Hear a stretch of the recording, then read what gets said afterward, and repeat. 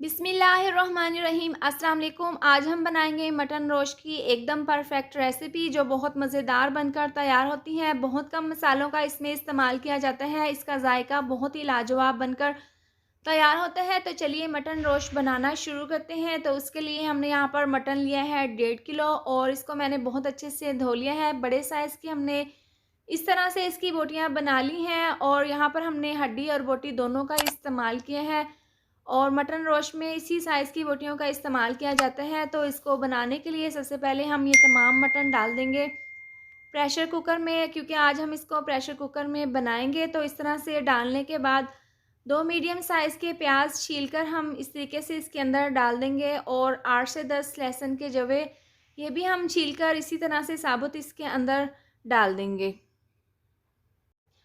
और 8 से 10 अदद साबुत काली मिर्चें इसके अंदर डाल देंगे फ्लेवर के लिए। 1 चम्मच टेस्ट के हिसाब से नमक डाल देंगे। नमक हम यहाँ पर कम ही डालेंगे क्योंकि मटन रोस्ट में नमक कम ही अच्छा लगता है। और इस तरह से ये डालने के बाद 4 से 5 चम्मच ऑयल डाल देंगे और आधी चम्मच साबुत ज़ीरा। इससे बहुत ही अच्छा सा टेस्ट आएगा मटन रोस्ट में। और इस तरह से ये तमाम चीज़ें डालने के बाद 4 से 5 गिलास हम इसके अंदर पानी डाल देंगे, क्योंकि यहाँ पर बड़े साइज़ की बोटियाँ हैं तो इनको हमने बहुत अच्छे से गला लेना है। इस तरह से पानी डालने के बाद हम इसको अच्छे से मिक्स कर लेंगे और प्रेशर कुकर का ढक्कन बंद करके हम इसको 40 से 45 मिनट के लिए अच्छे से पका लेंगे।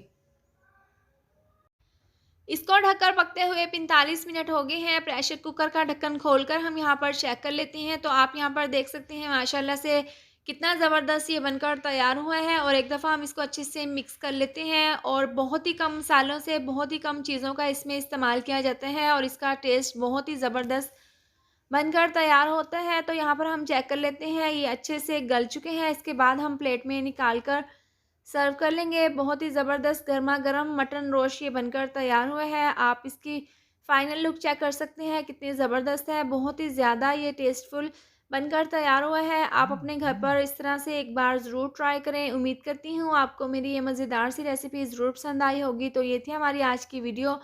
अगर आपको मेरी ये वीडियो पसंद आई हो तो इसको लाइक और शेयर करें। चैनल पर नए हैं तो इसको सब्सक्राइब कर दें और साथ दी हुई बेल को भी प्रेस कर दें ताकि मेरे आने वाली हर नई वीडियो का नोटिफिकेशन आपको मिलता रहे। अल्लाह हाफिज़।